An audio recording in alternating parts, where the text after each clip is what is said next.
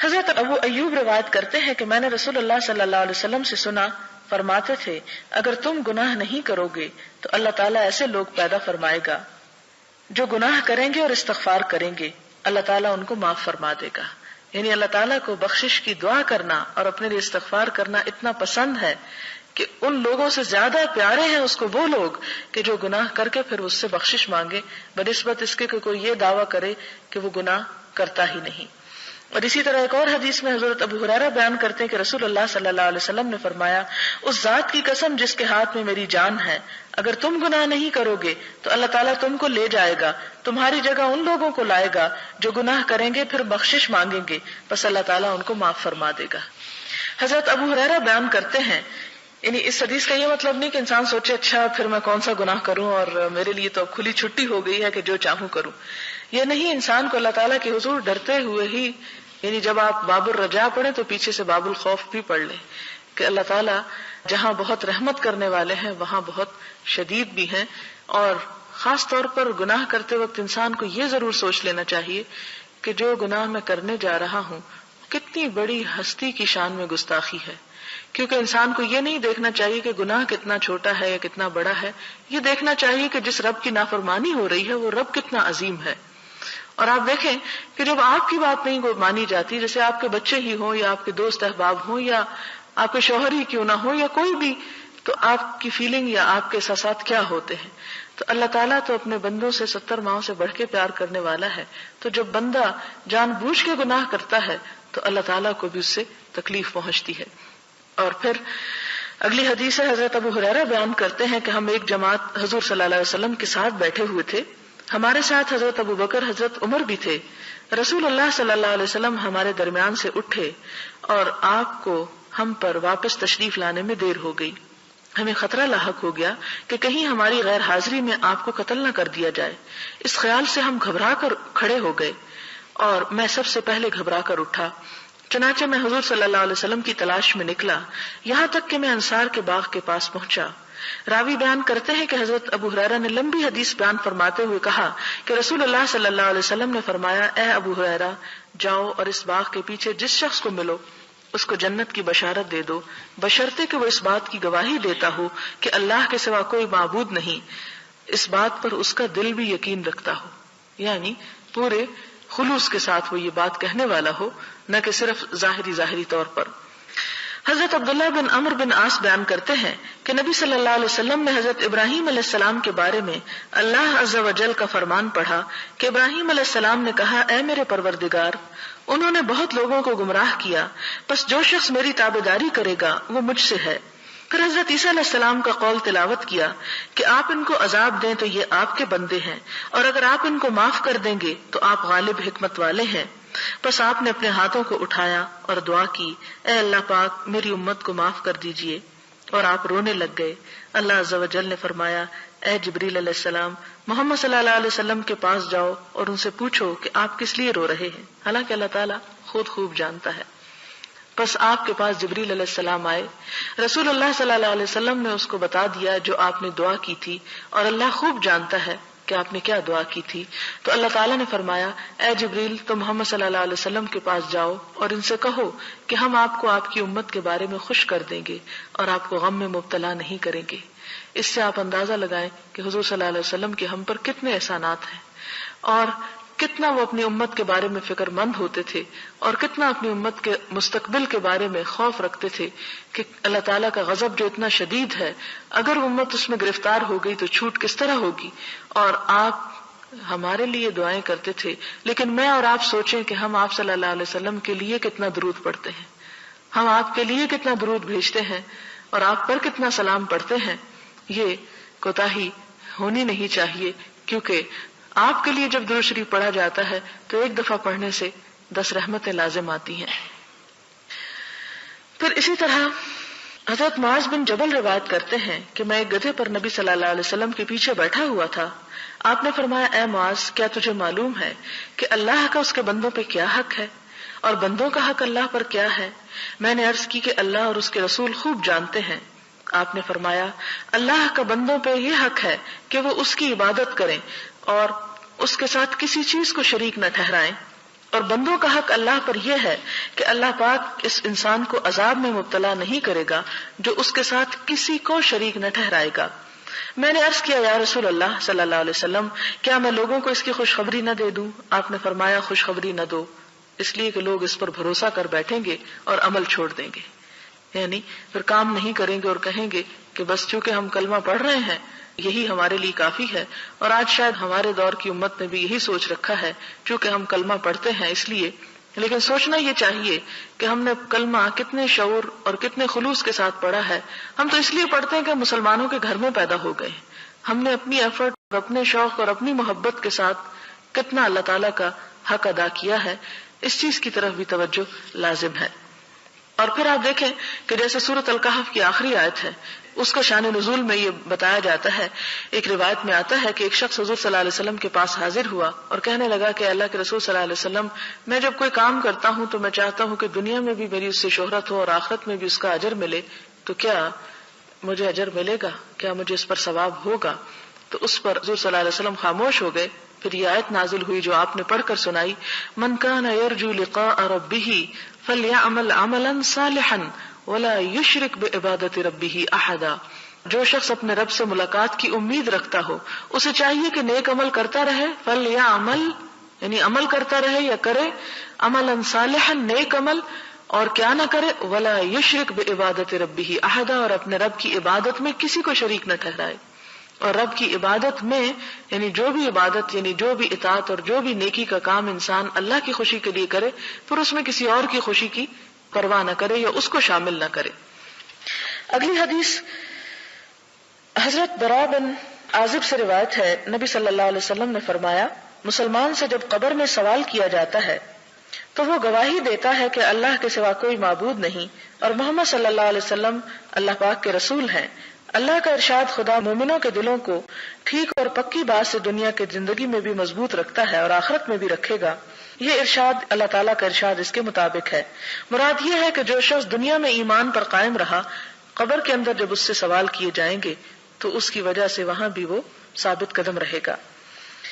حضرت انس رسول اللہ صلی اللہ علیہ وسلم سے روایت کرتے ہیں، آپ نے فرمایا کہ کافر جب کوئی نیک کام کرتا ہے تو اس کی وجہ سے اس کو دنیا ہی میں مزہ چکھا دیا جاتا ہے، دنیا میں ہی کوئی نہ کوئی اس کے لیے خیر خواہی بھلائی پیدا کر دی جاتی ہے، اور مومن کے لیے اللہ پاک اس کی نیکیوں کا آخرت میں ذخیرہ بناتے ہیں اور اس کی فرما برداری کی وجہ سے دنیا میں بھی رزق دیتے ہیں۔ ایک روایت میں ہے، بے شک اللہ کسی مومن کی نیکی کو رائے گاہ نہیں کرتا، دنیا میں بھی اس کو بدلہ ملتا ہے اور آخرت میں بھی اس کو بدلہ ملے گا، لیکن کافر ان نیکیوں کی وجہ سے جو اس نے اللہ کے لیے کی تھی دنیا میں رزق دیا جاتا ہے، اور جب وہ آخرت کی طرف جائے گا تو اس کے پاس کوئی نیکی ایسی نہیں ہوگی کہ جس کا اسے بدلہ دیا جائے، یعنی کافر کی ہر نیکی کا بدلہ دنیا ہی میں دے دیا جاتا ہے۔ حضرت جابر بیان کرتے ہیں کہ رسول اللہ صلی اللہ علیہ وسلم نے فرمایا کہ جو شخص 5 نمازیں ادا کرے اس کی مثال اس بڑی نہر کی طرح ہے جو تم میں سے کسی ایک کے دروازے پر جاری ہو اور وہ روزانہ 5 دفعہ اس میں نہاتا ہو، یعنی نماز بھی گناہوں سے انسان کو پاک صاف کر دیتی ہے۔ اب آپ دیکھیں کہ حضور صلی اللہ علیہ وسلم نے اتنی بشارتیں دیں کہ اللہ تعالیٰ کلمہ پڑھنے والے مسلمان کو معاف کر دے گا، لیکن آپ ایک مثال ایسی نہیں ڈھونڈ سکتے صحابہ کرام کی زندگی میں کہ جس سے انہوں نے ان احادیث کا مطلب یہ سمجھا ہو کہ چاہے نماز پڑھے یا نہ پڑھے اللہ تعالیٰ معاف کر دے گا، کیونکہ ہمیں کوئی صحابی ایسے نہیں ملتے کہ جنہوں نے جان بوجھ کر کوئی ایک نماز بھی چھوڑ دی ہو۔ لیکن ہمارے فہم میں یا ہماری سمجھ میں غلطی ہو گئی، ہم نے ان احادیث کا اور ان باتوں کا مطلب یہ سمجھ لیا کہ صرف زبان سے لا الہ الا اللہ کہہ دو اور کچھ کام کرنے کی ضرورت نہیں، چاہے نماز پڑھو یا نہ پڑھو، روزہ رکھو یا نہ رکھو، فرائض ادا کرو یا نہ کرو، بخشش لازم ہے۔ یہ ان احادیث کا مطلب نہیں۔ اگر یہ ان کا مطلب ہوتا تو کیا صحابہ کرام کو سمجھ نہیں آئی تھی اور وہ عمل نہ کرتے؟ وہ بھی صرف اس پہ توکل کر کے بیٹھ جاتے، چونکہ کلمہ پڑھ لیا اب اور تو کچھ کرنے کی ضرورت نہیں۔ یہی وجہ تھی کہ صحابہ کرام میں سے ایک سے بڑھ کر نیکیوں میں آگے بڑھنے کی کوشش میں تھا، کیونکہ انہیں اس بات کی اچھی طرح سمجھ آ چکی تھی کہ لا الہ الا اللہ کہنے کا مطلب یہ ہے کہ پھر اللہ کی اطاعت بھی کی جائے۔ پھر اسی طرح آپ صلی اللہ علیہ وسلم بیان کرتے ہیں کہ جو مسلمان مر جاتا ہے اور اس کے جنازے میں 40 آدمی شریک ہوتے ہیں جو اللہ کے ساتھ کسی کو شریک نہ بناتے ہوں، تو اللہ تعالیٰ اس میت کے بارے میں ان کی سفارش کو قبول فرمائے گا۔ اب یہ ہے کہ 40 بندے تو شریک ہو جائیں، لیکن یہ کیا معلوم کہ کس کا ایمان اور کس کا عقیدہ کس طرح کا ہے۔ آپ کو معلوم ہے کہ حضرت عثمان کو دفن کس طرح کیا گیا تھا؟ تاریخ میں پڑھا آپ نے کہ رات کے اندھیرے میں چھپ کر آپ کی بیوی نے آپ کو غسل دیا تھا اور چھپ کر آپ کو دفن کیا گیا تھا، آپ کا جنازہ برسر عام نہیں ہوا تھا۔ خیر ان لوگوں کو تو دنیا میں ہی جنت کی بشارت مل گئی تھی، میں تو صرف مثال یہ اس موقع پہ اس لیے دے رہی ہوں کہ ضروری نہیں کہ ہم اس انتظار میں بیٹھ جائیں کہ ہمارے 40 لوگ ہمارا جنازہ پڑھیں گے تو ہم بخشے جائیں گے۔ پہلے تو ہمیں کوئی گارنٹی نہیں کہ معلوم نہیں موت کہاں آتی ہے۔ اب دیکھیں کئی ایسے لوگ بےچارے فوت ہو جاتے ہیں، سمندر کی لہروں میں بہہ جاتے ہیں، کہیں اور کریش ہو جاتے ہیں کہ پھر ان کا جنازہ بھی نہیں پڑھا جاتا، یا کسی کو ایسے لاسٹ ایسی جگہ پہ گم ہو جاتے ہیں، ایسی جگہ پہ موت واقع ہو جاتی ہے کہ ڈھونڈنے سے میت بھی نہیں ملتی، تو جنازہ کہاں کا۔ تو اس لیے ان چیزوں پہ بھروسہ کر کے انسان کو عمل نہیں چھوڑ دینا چاہیے۔ لیکن یہاں یہ صرف امید دلانے والی بات ہے کہ اللہ تعالیٰ سے امید رکھنی چاہیے، اور دوسری بات یہ کہ انسان کو کوشش کرنا چاہیے کہ اس کے آس پاس اس کے ماحول میں ایسے لوگوں کی کثرت ہو، اس کا اٹھنا بیٹھنا، اس کی دوستی، اس کی تعلق ایسے لوگوں کے ساتھ ہو کہ جو اللہ تعالیٰ کے ساتھ شرک نہ کرنے والے ہوں اور نیکی پر قائم رہنے والے ہوں، کیونکہ عموماً جنازہ تو پھر وہی پڑھتے ہیں جو کسی کے ساتھ کوئی تعلق رکھتے ہیں۔ ہمارے ہاں تو یہ ہے کہ اگر سڑک پہ جاتے ہوئے دیکھ بھی رہے ہوں کہ کوئی جنازہ پڑھا جاتا ہے تو اس لیے لوگ آگے نہیں بڑھتے کہ وہ ہمارا کیا لگتا ہے، تو صرف وہ تعلق اور رشتہ داری یا کسی دوستی یا کسی محبت کی بنیاد پر۔ تو اس لیے انسان کی تعلق اگر دوستی ایسے لوگوں کے ساتھ ہے جو دنیا سے جانے کے بعد بھی انہیں دعائیں میں شریک رکھیں اور ان کے جنازے میں ان کی خلوص کے ساتھ مانگیں۔ ایک موقع پر حضور صلی اللہ علیہ وسلم نے کسی صحابی کا جنازہ پڑھا اور اتنی اچھی دعا کی کہ ایک اور صحابی ہے، مجھے نام یاد نہیں ہے اس وقت، انہوں نے یہ خواہش کی کہ میرا آج یہ دل چاہتا تھا کہ کاش یہ میت میں ہوتا اور مجھ پر اللہ کے رسول صلی اللہ علیہ وسلم اس طرح کی دعائیں پڑھتے۔ تو یہ قسمت کی بات ہوتی ہے کہ کسی کو کیا نصیب ہو جائے، اور وہ بھی اللہ تعالیٰ اپنی رحمت پھر اسی لیے کرتا ہے کہ وہ بندے اللہ تعالیٰ کی رحمت کو دعوت دیتے ہیں اور اس کے لیے فریادیں کرتے ہیں۔ پھر حضرت عبداللہ بن مسعود بیان کرتے ہیں کہ ہم نبی صلی اللہ علیہ وسلم کے ساتھ 40 انسان ایک خیمے میں تھے، آپ نے فرمایا کیا تم اس بات پر راضی ہو کہ تم تمام جنت والوں میں 1/4 ہو، یعنی جنت میں جتنے لوگ جائیں 1/4 تم لوگ ہو۔ ہم نے عرض کیا جی ہاں ہم راضی ہیں۔ آپ نے فرمایا کیا تم اس بات پہ راضی ہو کہ تم تمام اہل جنت میں 1/3 ہو، یعنی تیسرا حصہ ہو، چوتھا نہیں۔ ہم نے عرض کیا جی ہاں ہم راضی ہیں۔ آپ نے فرمایا اس ذات کی قسم جس کے ہاتھ میں محمد صلی اللہ علیہ وسلم کی جان ہے، میں امید کرتا ہوں کہ تم تمام اہل جنت سے نصف ہوگے، یعنی امت محمد صلی اللہ علیہ وسلم جنت والوں کا آدھا حصہ ہوگی، امید کرتا ہوں۔ اور یہ اس طرح ہے کہ جنت میں مسلمان کے سوا کوئی داخل نہ ہو سکے گا،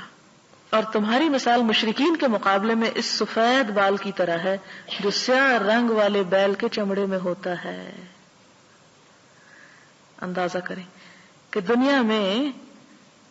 مشرکین کی اتنی کثرت ہوگی کہ اس میں خالص عقیدے والے اس طرح ہوں گے کہ جیسے سیاہ بیل کے اندر جسم پر ایک سفید بال۔ اب نسبت دیکھیں کیا ہے، یعنی صرف زبان سے یہ کہہ دینا کہ لا الہ الا اللہ یہ کافی نہیں ہے، انسان کو ہر دم کوشش کرنی چاہیے کہ کہیں اس کی زبان سے کہیں اس کے عمل میں کوئی ایسا شرک کا عمل جو ہے وہ داخل نہ ہو جائے۔ آپ دیکھیں کہ ایک شخص حضور صلی اللہ علیہ وسلم کے پاس آتا ہے اور کہتا ہے کہ جو اللہ چاہے اور جو آپ چاہیں۔ آپ صلی اللہ علیہ وسلم کا چہرہ بدل جاتا ہے اور آپ فرماتے ہیں اجعلتنی للہ ندن، کیا تم نے مجھے اللہ کا شریک بنا دیا؟ نہیں، یوں کہو کہ جو اللہ چاہے اور بس، مجھے ساتھ شریک نہ کرو۔ اور پھر اسی طرح ایک اور جگہ پر آتا ہے اس طرح کہنا بھی شرک میں شامل ہو جاتا ہے کہ اگر کتا نہ ہوتا تو میرے گھر میں چور داخل ہو جاتے، یعنی اس قسم کے کلام میں اس طرح کی شرکیہ باتیں جو ہیں ان سے بھی منع کیا گیا۔ اور اسی طرح نماز روزہ جو بھی نیکی انسان کرے صرف خدا کی رضا کے لیے کرے، اس لیے نہ کرے کہ لوگوں کے درمیان اس کو نیکی کی شہرت حاصل ہو۔ تو یہاں پر آپ دیکھیں کہ آپ نے فرمایا، یہ دوبارہ آپ دیکھیں تاکہ اچھی طرح سمجھ میں آئے کہ تمہاری مثال مشرکین کے مقابلے میں، یعنی جنت میں جانے والے اہل ایمان کی مثال مشرکین کے مقابلے میں اس سفید بال کی طرح ہے جو سیاہ رنگ والے بیل کے چمڑے میں ہوتا ہے۔ چمڑا یعنی اسکن کے اوپر جتنے بال اگے ہوتے ہیں ان میں سے ایک سفید بال کی طرح، یا اس سیاہ بال کی طرح جو سرخ رنگ کے بیل کے چمڑے میں ہوتا ہے۔ یعنی باقی سارے کا سارا بال سرخ ہے، ایک بال سیاہ ہے، یا باقی سارے کا سارا سیاہ ہے اور ایک بال سفید ہے۔ حضرت ابو موسیٰ اشعری بیان کرتے ہیں کہ رسول اللہ صلی اللہ علیہ وسلم نے فرمایا، جب قیامت کا دن ہوگا تو اللہ تعالیٰ ہر مسلمان کو ایک یہودی یا عیسائی دے کر فرمائے گا کہ دوزخ سے تیرا نجات حاصل کرنا اس کے بدلے میں ہے۔ ایک روایت میں نبی صلی اللہ علیہ وسلم نے فرمایا کہ مسلمان قیامت کے دن پہاڑوں جیسے گناہوں کو لے کر آئیں گے، لیکن اللہ تعالیٰ ان کو معاف کر دے گا، یعنی ان کے ایمان کی وجہ سے اور ان کی توحید کی وجہ سے۔ اور پھر یہ کہ یہ دفع الی کل مسلم، اس کا مطلب حضرت ابو ہریرہ کی حدیث سے واضح ہو رہا ہے کہ ہر آدمی کے لیے ایک مقام جنت میں ہے اور ایک جہنم میں۔ پس ایماندار انسان جب جنت میں داخل ہو جائے گا تو کافر اس کی جگہ دوزخ میں جائے گا۔ وہ حدیث آپ کو یاد ہوگی کہ حضور صلی اللہ علیہ وسلم نے فرمایا کہ جب بندہ قبر میں ہوتا ہے تو اس کا ٹھکانہ جو ہے وہ جنت یا دوزخ جو بھی ہوتا ہے اسے دکھایا جاتا ہے، اور اس کے ساتھ اس کو اگر جنتی ہے تو دکھایا جاتا ہے، اگر تم جہنمی ہوتے تو وہ تمہارا ٹھکانہ ہوتا، اور اسی طرح جو جہنم کا شخص ہوتا ہے اس کو دکھایا جاتا ہے اگر تم جنتی ہوتے تو تمہارا جنت میں وہ جگہ تھی۔ اب قیامت کے دن ان جگہوں کا تبادلہ ہو جائے گا، مسلمان کے مومن کے جہنم والی جگہ پر کافر چلا جائے گا، اور کافر کے لیے جو جنت کا ٹکڑا رکھا ہوا تھا اور وہ اس کا اہل نہیں بنا، اس کی جگہ مسلمان چلا جائے گا، وہ تبادلہ ہو جائے گا اس طرح۔ اب آپ دیکھیں کہ جنت اور جہنم جیسا کہ آپ صلی اللہ علیہ وسلم نے فرمایا کہ چٹیل میدان ہے، اس کے سوا کچھ نہیں، تمہاری نیکیاں یا برائیاں اس میں وہ جو کچھ اگا دیتی ہیں جو تم چاہتے ہو، یعنی جیسے تم عمل کرو گے ویسے ہی وہ۔ اب دیکھیں کہ جیسے مثال کے طور پر اگر کسی شخص کے پاس کسی ایسی جگہ پر زمین کا ٹکڑا ہو جو بہت ہی زرخیز ہو لیکن وہ اس میں کچھ نہیں اگاتا، تو آپ دیکھیں گے کہ اگا ہوا تو اس میں پھر بھی بہت کچھ ہوتا ہے قدرتی بارشوں کی وجہ سے، لیکن جھاڑ جھنکاڑ کانٹے خضرا پودے بیکار قسم کے اگاتے ہیں۔ اور اسی کے مقابلے میں ایک دوسرا شخص اسی لینڈ کے اوپر جب محنت کرتا ہے کوشش کرتا ہے تو بہترین پھلدار درخت حاصل کرتا ہے جس سے اسے بہت فائدہ حاصل ہوتا ہے۔ تو بالکل اسی طرح اگر انسان کے لیے وہ جگہ ریزرو ہو بھی چکی ہے لیکن جب تک خود تعمیر نہیں کریں گے، خود اس پر پودے نہیں لگائیں گے، خود محنت نہیں کریں گے تو خود سے خود اس سے جو اگے گا وہ تو پھر کڑوے کانٹے ہی ہوں گے۔ اسی طرح اگلی حدیث ہے حضرت ابن عمر سے، حضور صلی اللہ علیہ وسلم نے فرمایا کہ مومن قیامت کے دن اپنے پروردگار سے قریب ہوگا یہاں تک کہ اللہ تعالیٰ اپنی رحمت کے پہلو کو اس پر رکھیں گے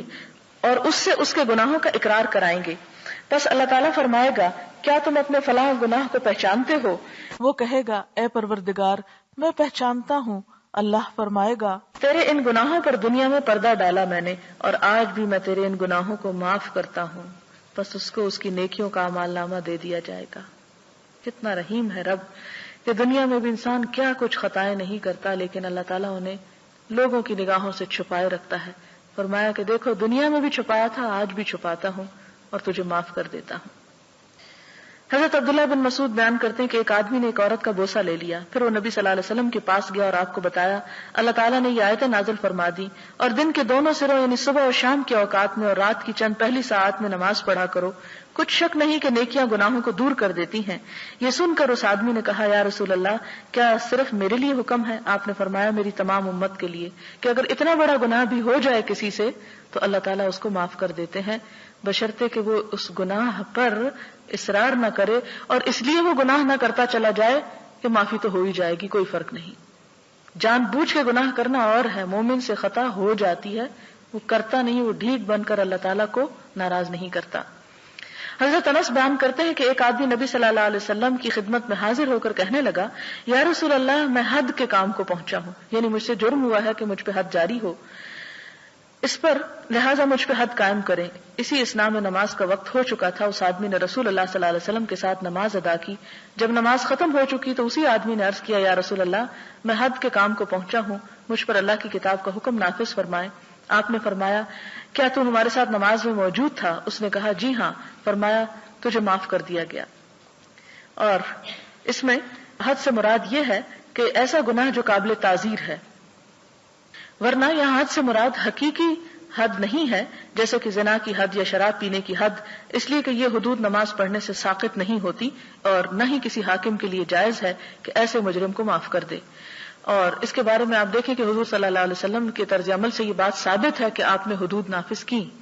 یہاں مراد یہ کہ ایسا کوئی گناہ کہ جس پر سزا مل سکتی تھی اور آپ کو معلوم ہوگا کہ حد اور تعزیر میں فرق کیا ہے. مثلا آپ دیکھیں کہ شراب پینے پر تو 80 کوڑوں کی حد مقرر ہے، لیکن اگر کوئی شخص کسی اور چیز کا جیسے ہیروئن وغیرہ کا نشہ کر لیتا ہے اور اس میں وہ نشے میں مست ہو جاتا ہے تو اس صورت میں اس پر حد شراب والی نافذ نہیں ہوگی بلکہ تعزیر ہوگی. تعزیر سے مراد یہ ہے کہ حاکم وقت فیصلہ کرے گا کہ اس کا یہ جرم کس وجہ سے ہے، کس درجے کا ہے اور اس پر اس کو کتنی سزا ملنی چاہیے. تو یہاں پر یہ کہ اس سے کوئی ایسا گناہ سرزد ہوا تھا کہ جس پر اسے سزا دی بھی جا سکتی تھی اور معاف بھی کی جا سکتی تھی، لیکن حدود جو ہیں ان کا نافذ کرنا جو ہے، جیسے سورۃ نور میں آپ پڑھ سکتے ہیں کہ اللہ تعالیٰ فرماتے ہیں کہ سورۃ انزلناها وفرضناها، یہ ایک ایسی سورت ہے جسے ہم نے نازل کیا اور ہم نے اسے فرض کیا. اور اس کی تفسیر میں اگر آپ پڑھیں تو آپ نے دیکھیں کہ حضور صلی اللہ علیہ وسلم نے فرمایا کہ ایک ایسا حاکم جو کسی حد میں اگر ایک کوڑے کا اضافہ کرتا ہے تو وہ بھی جہنم میں ہے، اور اگر ایک کوڑے کی کمی کر دیتا ہے تو وہ جہنم میں. قیامت کے دن جب اللہ تعالیٰ اس سے پوچھیں گے کہ تم نے ایسا کیوں کیا، تو جس نے زیادہ کی ہوگی وہ کہے گا کہ اس لیے تاکہ لوگ عبرت پکڑے. تو آپ نے فرمایا، اللہ تعالیٰ فرمائے گا کہ نہیں، تجھے یہ اختیار نہیں کہ تو اس میں ایک کی بھی اضافہ کر. اور اگر کسی نے 99 مارے اور 100 چھوڑ دیا، اگر 100 کوڑے پڑنے تھے تو وہ اللہ تعالیٰ کو عرض کرے گا کہ میں نے رحم کہا کہ ایک معاف کر دیا. تو اللہ تعالیٰ فرمائیں گے کہ تجھے اختیار نہیں تھا کہ تو معاف کر دیتا. لہٰذا اللہ تعالیٰ کی حدود کو جہاں تک نافذ کرنے کا تعلق ہے وہ تو نافذ ہوں گی ہی، لیکن یہاں حد کا لفظ اپنے ٹیکنیکل ٹرم میں نہیں آیا بلکہ عام معنی میں آیا کہ اللہ کے رسول صلی اللہ علیہ وسلم مجھ سے کوئی گناہ ہو گیا، آپ مجھے سزا دیں تاکہ میرا گناہ دھل جائے. تو اس سے آپ اندازہ لگائیں کہ صحابہ کرام جان بوجھ کے گناہ نہیں کرتے تھے، اگر ہو بھی جاتا تو پھر فوراً آ جاتے اللہ کے رسول صلی اللہ علیہ وسلم کے پاس کہ دنیا میں ہی ابھی سزا مل جائے. اس سے یہ پتہ چلتا ہے کہ اس کا یہ مطلب نہیں کہ انسان اس امید پر ٹھنڈے دل سے گناہ کرے کہ کیونکہ معاف ہونا اس لیے میں گناہ کر لوں پھر معافی مانگ لیں گے. جیسے کہ وہ حضرت یوسف علیہ السلام کے بھائیوں نے کہا تھا کہ تم کیا کرو، یوسف کو قتل کر دو، وَتَكُونُوا مِن بَعْدِهِ قَوْمًا صَالِحِينَ، اور اس کے بعد تم نیک بن جانا. تو یہ کس کو دھوکہ دیتا ہے انسان؟ اللہ تعالیٰ کو نہیں. انسان اگر کبھی انسان ہونے کے ناطے جب خطا کر لیتا ہے تو ان گناہوں کی بخشش کا یہاں پر ذکر کیا جا رہا ہے. پھر حضرت انس بن مالک بیان کرتے ہیں کہ رسول اللہ صلی اللہ علیہ وسلم نے فرمایا، بے شک اللہ تعالیٰ اس بندے سے راضی ہوتا ہے جو کھانا تناول کرتا ہے تو الحمدللہ کہتا ہے، یا پانی پیتا ہے تو الحمدللہ کہتا ہے، یعنی نعمت کا پھر وہ ایک طرح سے شکر ادا ہو جاتا ہے. حضرت ابو موسیٰ روایت کرتے ہیں کہ نبی صلی اللہ علیہ وسلم نے فرمایا، بے شک اللہ رات کے وقت اپنے ہاتھ کو پھیلاتا ہے تاکہ دن بھر گناہ کرنے والے توبہ کریں، اور دن کو اپنا ہاتھ پھیلاتا ہے تاکہ رات بھر گناہ کرنے والے توبہ کر لیں. یہ سلسلہ قائم رہے گا جب تک کہ سورج مغرب کی طرف سے طلوع نہ ہو جائے. حضرت ابو نجیح عمر بن ابسہ السلمی روایت کرتے ہیں کہ دور جاہلیت میں سمجھتا تھا کہ لوگ گمراہی پر ہیں، چونکہ وہ بتوں کی پوجا کرتے تھے، اس لیے میرے نزدیک وہ صحیح دین پر نہ تھے. چنانچہ میں نے سنا کہ مکہ میں ایک آدمی ہے جو لوگوں کو نئی نئی خبریں دیتا ہے، یعنی حضور صلی اللہ علیہ وسلم کی طرف اشارہ ہے. میں اپنی سواری پر سوار ہو کر اس کے پاس گیا تو میں کیا دیکھتا ہوں کہ وہ رسول اللہ صلی اللہ علیہ وسلم ہیں، چھپ چھپ کر رہتے ہیں اور اس کی قوم ان کی مخالفت میں بڑی دلیر ہے. میں ایک جگہ بلطائف الحیل میں ان کی خدمت میں حاضر ہوا. میں نے عرض کیا، یعنی آپ چونکہ چھپ چھپ کے عبادت کرتے تھے اس لیے خاص جگہ کا نام ہے کہ وہاں میں حاضر ہوا.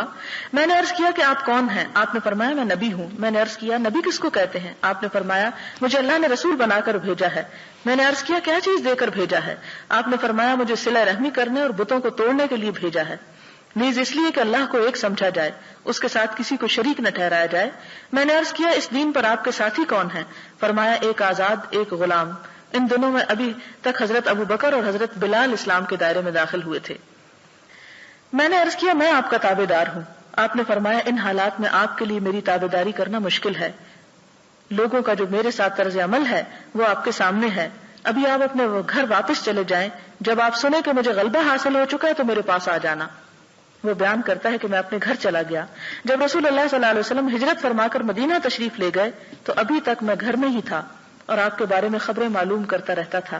اور لوگوں سے پوچھتا رہتا تھا، یہاں تک کہ میرے گھر والوں میں سے ایک جماعت مدینہ گئی. واپسی پر میں نے ان سے پوچھا کہ اس آدمی کا کیا حال ہے جو مدینہ میں آیا ہوا ہے. انہوں نے جواب دیا لوگ تیزی کے ساتھ اس کی طرف جا رہے ہیں. اس کی قوم نے اس کو قتل کرنے کا منصوبہ بنایا تھا لیکن وہ اسے قتل نہ کر سکے. یہ سن کر میں مدینہ آیا، آپ کی خدمت میں حاضر ہوا. عرض کیا یا رسول اللہ صلی اللہ علیہ وسلم آپ مجھے پہچانتے ہیں؟ فرمایا ہاں تو وہی انسان ہے جو مجھے مکہ میں ملا تھا. بس میں نے عرض کیا یا رسول اللہ صلی اللہ علیہ وسلم مجھ کو وہ باتیں بتلائیں جو اللہ نے آپ کو سکھائی ہیں اور میں ان باتوں کو نہیں جانتا، مجھ کو نماز کے بارے میں بتائیں۔ فرمایا صبح کی نماز ادا کرنے کے بعد جب تک سورج ایک نیزے کے برابر نہ ہو جائے نماز ادا کرنے سے بند رہو، اس لیے کہ سورج شیطان کے 2 سینگوں کے درمیان طلوع ہوتا ہے، اس وقت کافر اس کو سجدہ کرتے ہیں۔ اس کے بعد نماز پڑھو، اس لیے کہ نماز میں فرشتے حاضر ہوتے ہیں اور نماز پڑھنے والوں کے گواہ بنتے ہیں یہاں تک کہ نیزے کا سایہ تقریباً رہے، یعنی نصف النہار کے وقت۔ تو اس وقت بھی نماز پڑھنے سے رکے رہو، کیونکہ اس وقت جہنم زیادہ بھڑک رہی ہوتی ہے۔ جب سایہ ڈھل جائے تو نماز پڑھو، اس لیے کہ نماز میں فرشتے حاضر ہوتے ہیں اور نماز پڑھنے والوں کے گواہ بنتے ہیں یہاں تک کہ تو عصر کی نماز ادا کرے، پھر سورج کے غروب ہونے تک نماز پڑھنے سے رک جا یہاں تک کہ سورج ڈوب جائے، اس لیے کہ سورج شیطان کے 2 سینگوں کے درمیان ڈوبتا ہے اور اس وقت کافر اس کو سجدہ کرتے ہیں۔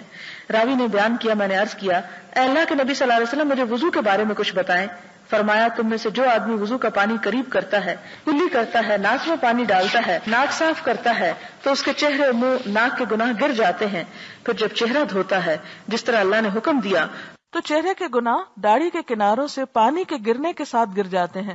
پھر اپنے دونوں ہاتھوں کو کونیوں تک دھوتا ہے تو اس کے دونوں ہاتھوں کے گناہ اس کی انگلیوں سے پانی کے ساتھ گر جاتے ہیں، پھر اپنے سر کا مسح کرتا ہے تو اس کے سر کے گناہ اس کے بالوں کے کناروں سے پانی کے ساتھ گر جاتے ہیں، پھر اپنے دونوں پاؤں کو ٹخنوں تک دھوتا ہے تو اس کے دونوں پاؤں کے گناہ اس کی انگلیوں سے پانی کے ساتھ نکل جاتے ہیں۔ پس جب وہ نماز پڑھنے کے لیے کھڑا ہوتا ہے اللہ تعالیٰ کی حمد و ثنا کرتا ہے اور اس کی بزرگی بیان کرتا ہے جس طرح کہ اس کی شان کے لائق ہے، اور اپنے دل کو اللہ کی طرف متوجہ کرتا ہے، یعنی خشوع سے نماز پڑھتا ہے، تو وہ اپنے گناہوں سے اس طرح باہر نکل آتا ہے جیسا کہ وہ ماں کے پیٹ سے پیدا ہونے کے دن تھا۔ یعنی یہ عبادات جو ہیں یہ بھی انسان کے گناہوں کو دھونے کا سبب بنتی ہیں۔ عمرو بن ابسہ نے جب یہ حدیث ابو امامہ رسول اللہ صلی اللہ علیہ وسلم کے صحابی سے بیان کی تو ابو امامہ نے کہا اے عمرو بن ابسہ خیال کر، ایک ہی وقت میں تو اتنی باتوں کو بیان کر رہا ہے کہ آدمی کے اتنے گناہ دور ہو جائیں گے۔ عمر نے کہا اے ابو امامہ میں بوڑھا ہو چکا ہوں اور میری ہڈیاں کمزور ہو گئیں، میری موت کا وقت قریب آ چکا اور مجھے کچھ حاجت نہیں کہ میں اللہ اور اس کے رسول پر جھوٹ بولوں، یعنی میں تمہیں کوئی غلط حدیث نہیں سنا رہا۔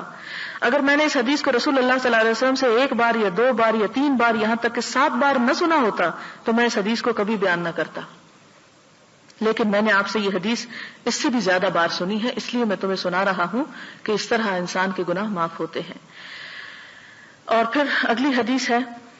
حضرت ابو موسیٰ اشعری سے روایت ہے، کہتے ہیں کہ آپ صلی اللہ علیہ وسلم نے فرمایا جب اللہ تعالیٰ کسی امت پر رحمت کرنے کا ارادہ فرماتے ہیں تو امت سے پہلے ان کے نبی کی روح کو قبض فرما لیتے ہیں، پس نبی کو ان کے لیے بحیثیت منتظم ان سے پہلے بھیج دیتے ہیں، اور جب کسی امت کی بربادی کا ارادہ کرتے ہیں تو نبی کی زندگی ہی میں ان کو عذاب میں مبتلا کرتے ہیں، اور نبی زندہ ہوتا ہے، ان کی تباہی اور بربادی کو دیکھ رہا ہوتا ہے اور ان کی تباہی سے اس کی آنکھوں کو ٹھنڈک نصیب ہوتی ہے، اس لیے کہ یہ لوگ نبی کو جھٹلاتے رہے اور اس کے حکم کی نافرمانی کرتے رہے۔ اگلا باب جو ہے یہ امید کے بارے میں ہے، اور پھر اس سے اگلا جو ہے خوف اور امید دونوں کو ایک ساتھ رکھنے کا بیان ہے، اور یہیں سے پتہ چلتا ہے کہ دین اعتدال کا دین ہے، ایک بیلنس دین ہے۔ اس میں ایسا نہیں کہ انسان خوف سے مایوس ہو جائے یا امید سے پھر بے پرواہ ہو جائے اور ہر غلط کام کرے، بلکہ اصل ایمان جو ہے خوف اور امید دونوں کے درمیان ہے۔ وآخر دعوانا ان الحمد للہ رب العالمین۔ سبحان اللہ وبحمدہ عدد خلقہ ورضا نفسہ وزنة عرشہ ومداد کلماتہ سبحان اللہ العظیم سبحان اللہ والحمد للہ ولا الہ الا اللہ واللہ اکبر ولا حول ولا قوة الا باللہ العلی العظیم۔ اللہم صل علی محمد وعلی آل محمد كما صلیت علی ابراہیم